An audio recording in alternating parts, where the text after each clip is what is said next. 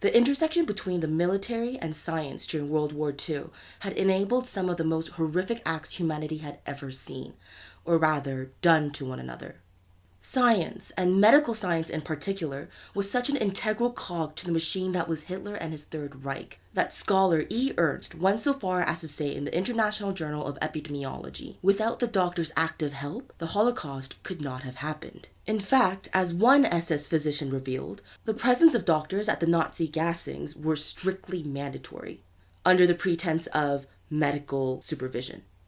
So, why am I bringing up Nazi Germany when the latest trending topic in the Twitter sphere, at least in Asia, has been apologize Horikoshi? Because there are historical parallels, which we'll cover in a bit. And why am I cosplaying as a character from Boku no Hero Academia? Because it's my intention to channel Yaoyorozu Momo and her logical, composed spirit in the midst of this controversy, which, as a Korean, by blood if not by citizenship, carries a personal weight. First and foremost, the situation. Horikoshi Kohei, the creator of the hit manga and anime Boku no Hero Academia, or My Hero Academia, has recently come under fire for revealing the true name of the villainous doctor Daruma Ujiko to be Maruta Shiga, with many readers interpreting the new name to be a reference to a part of Japan's wartime past. Now, about that historical parallel. In several Western countries, as well as American states, learning about the Holocaust is not only a part of the curriculum, it is legally required to be taught.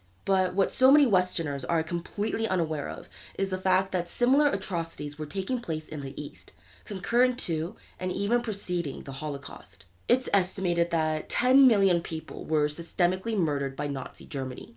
The death toll for Japan's war crimes are more varied, ranging from 3 to 14 million people, due to the Western tendency to perceive World War I and World War II as separate wars, failing to comprehend that they were interlaced in a multitude of ways, not merely that one was a consequence of the other, or of the rash behavior of the victors after World War I. According to historian Sterling Seagrave, the conservative estimate is that 10 to 14 million people were murdered by Imperial Japan, starting with the assassination of Korea's Queen Min in 1895. The war crimes carried out in the name of the government in both Nazi Germany and Imperial Japan include massacre, extermination through labor, deliberate starvation, mass systemic rape, and human experimentation, the last of which included live vivisection, literally cutting people up while they were still alive. And Maruta, which means log in Japanese, was the term used to refer to Nana-san-ichi Butai, or Unit 731, the biological and chemical research and development unit of the Japanese military, which operated under the guise of a lumber mill, and to refer to the human beings they tortured and killed through experimentation. Language can be powerful, and referring to human beings as logs, just as the Nazis referred to human beings as units, can be seen as both the result and reinforcement of dehumanization. Clearly, Imperial Japan was directly parallel to Nazi Germany. So, why is it accepted, common even, for so many works of fiction to refer to Nazis, including undead Nazi zombies, the Red Skull, and Nazi doctors, but not for My Hero Academia to refer to Unit 731? One Twitter user claimed that Hero Academia is using a painful history for fun. But so does Captain America. Hydra was founded on the belief that humanity could not be trusted with its own freedom. What we did not realize was that if you try to take that freedom, they resist. So, let's compare. First, the characters. Arnim Zola, the genius biochemist and scientist who modified humans with robotic parts and controlled their minds. Maruta Shiga, the genius biochemist and scientist who modified humans and corpses with multiple quirks or powers and controlled their minds. The most important thing these two scientists/doctors have in common is the way in which they are framed. They are villains, clearly evil, deranged, and creepy as fuck. And framing is important. It would be an entirely different story if either of these characters were portrayed as a hero or even as a likable character. But we are not meant to like Zola or Maruta. Additionally, whereas Zola's work, turning humans into cyborgs or sentient computers, It's some kind of recording. I am not a recording, Fräulein. is pretty cool and fun, there is nothing fun about the Nomus. At least, I don't think so. Do you?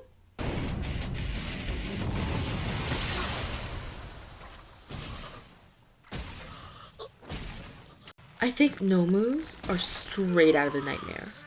Of the two doctors, it can be argued that Maruta is framed to be more repulsive than Zola. So it can be supposed that the backlash against this character's name isn't necessarily to do with the fictional aspect, the character or the story themselves. Then, let's take a look at reality. We talked about the similarities between Nazi Germany and Imperial Japan, but what are some of the differences? With Nazi Germany, the entire regime was uprooted in a vigorous process called denazification, except the technological knowledge, the patents, and even some of the scientists, which were plundered by America. And the Nuremberg trials changed international law as we know it. Whereas with Imperial Japan, 2 individuals convicted as Class A criminals, as in for committing crimes against peace, or for conspiring or being accomplice to the act of waging a war of aggression, were appointed as government ministers in post-war Japan. One was Shigemitsu Mamoru, Minister of Foreign Affairs, who served 7.5 years in Sugamo prison, then resumed his post as foreign minister and as deputy prime minister. This case is complicated.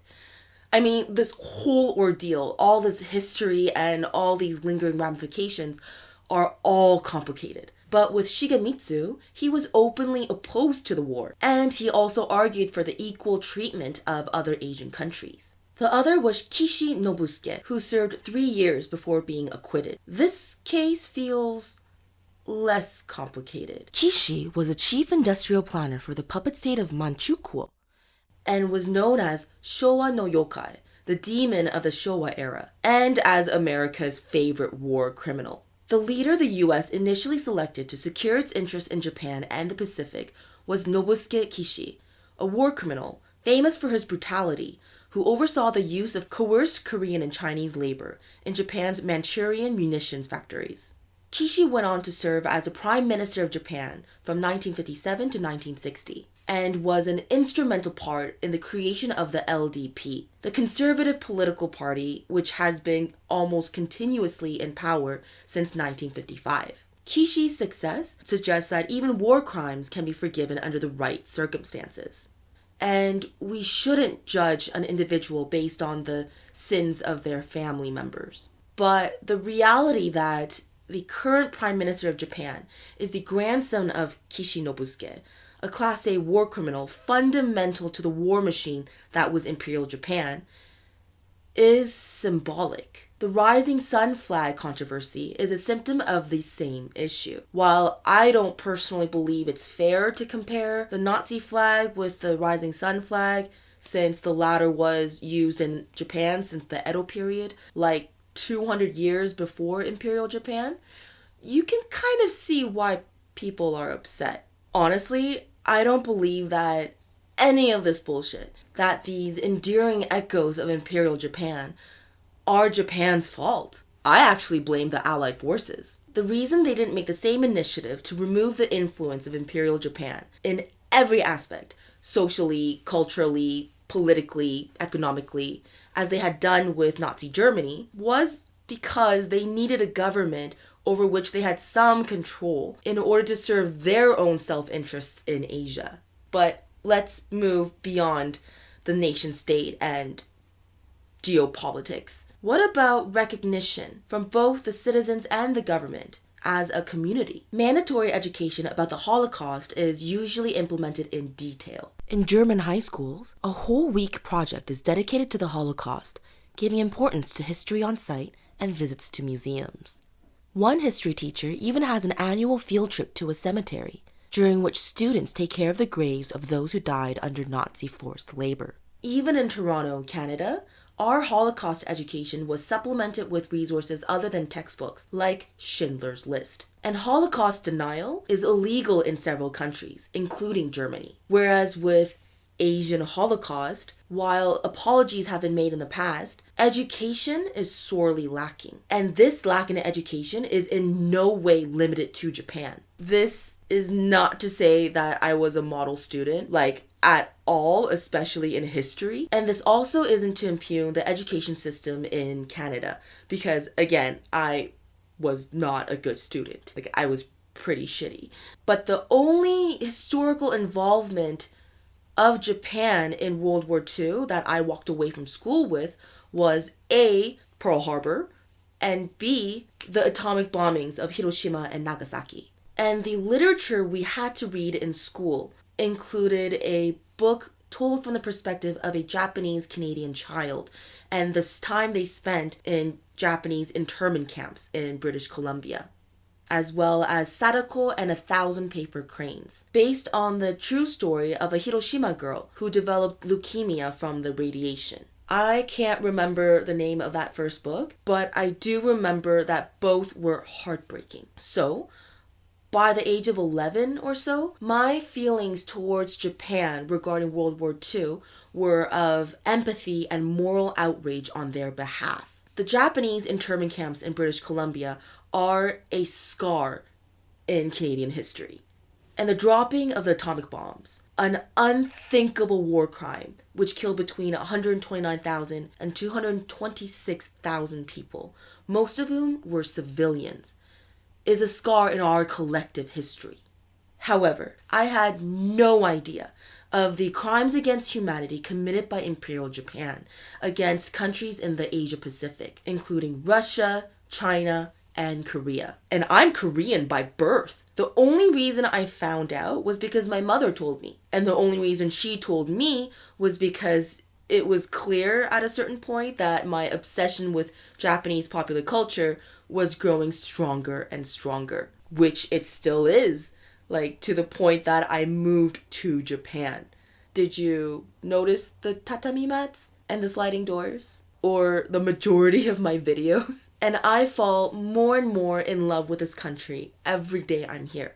Once a weeboo, forever a weeboo. And I have no empirical data for this. Like, this is purely anecdotal. But none of my Western friends who aren't of Asian descent and who aren't major history buffs had the slightest clue about the crimes against humanity committed by Imperial Japan. But what about Japanese citizens? Japan is also required by law to teach about the events of World War II. But that has resulted in single pages, single sentences, and even footnotes in textbooks. Education about the Sino-Japanese War and World War II in Japan is so lacking that former history teacher and activist Matsuoka Tamaki points to the Japanese education system as a cause of Japan's strained relations with neighboring nations. Our system has been creating young people who get annoyed by all the complaints that China and South Korea make about war atrocities because they are not taught what they are complaining about. It is very dangerous because some of them may resort to the internet to get more information, and then they start believing the nationalist view that Japan did nothing wrong. And it does not help at all that politicians, including the current administration, has denied the history of comfort women, that women and girls were forced to work as sex slaves for the Japanese military. And that is what I believe to be the key difference between Nazi Germany and Imperial Japan, between Captain America and Hero Academia, and what I believe to be the root behind the outrage at the name Maruta. It's not just a backlash against the reference to a painful past. It's that pain was never truly resolved. As for Horikoshi sensei, he and Shueisha, basically Shonen Jump, apologized, saying there was no intentional reference to historical events. The official statement is that the name was chosen to give a feeling of chubby rotundness, which also fits with the original name, Daruma, rotund Buddhist dolls, which symbolize perseverance. And there is plausible deniability here. The kanji for Maruta can mean both log or round and fat. But if it's not a coincidence, I would actually applaud Horikoshi sensei. So much of fiction stems from reality, including A Song of Ice and Fire or A Game of Thrones, which was inspired by the War of the Roses. And if the villainous doctor in Hero Academia and his monstrous nomus were inspired by Unit 731, that is an implicit acknowledgement of the history, of the past. Regardless of intent, the fact that the creator and the publisher are willing to apologize and change the name is a huge sign that institutions are willing to listen to and acknowledge lingering pain. Though ultimately, I don't personally believe that the name should be changed. Because if anything, it could serve, as it has done so far, as an opportunity for education. I don't know about you, but while I knew about the human experimentation conducted by Imperial Japan, I didn't know the name Unit 731 specifically until it blew up on Twitter. It could have been a more calm discussion though. Like, oh wow, this must be a reference to Unit 731. Horikoshi sensei must be aware of Japan's wartime past. Now we know the inspiration behind the nomus. But instead, reactions have been largely emotional. And I suspect that a major contributing factor to the overwhelming negative emotional response is the fact that Horikoshi sensei is Japanese. Like, how do you think people would have reacted had he been Chinese, Korean, American, Canadian, Mexican, literally any other nationality? But in the end, the people are not the government, regardless of education and regardless of theories of democracy. And as an ethnic Korean living in Japan, that's one of the biggest lessons I've learned, to separate the people from their government. All I have experienced from the Japanese people I have met who have known my ethnicity has been curiosity, acceptance, warmth, and as corny as it may sound, yeah, love. And meeting so many individuals who are as crazed about Korean popular culture as I am about Japanese pop culture just makes me feel warm and fuzzy. Like, fua fua. The people are not the government. And in the end, Horikoshi Kohei is just another human, irrespective of imaginary borders, with the same access to our collective history as humans. And one of the plethora of artists who may or may not have derived fiction from that history. So whatever our personal sentiments may be behind the history and the term Maruta, please don't spread hate and tell him to kill himself, as some Twitter users have done. Hatred and lack of empathy is what enables dehumanization. And dehumanization is what enabled the atrocities of World War II in the first place. And I believe that the only possible way to commit such horrific acts to a fellow human is to deny their humanity. Thank you so much for listening. If you'd like to learn more about the history behind this controversy, I've added links in the description below. And if you'd like to tell me that I'm wrong or that I'm a dumb slunt, you can do so on Twitter. Although, to be very honest, I still don't really know how to use Twitter. Like, every time I open it, like, there's so much going on. It just seems a bit overwhelming. But yeah, no, I'll read anything you send my way there. Okay. Yeah, this was a dark video.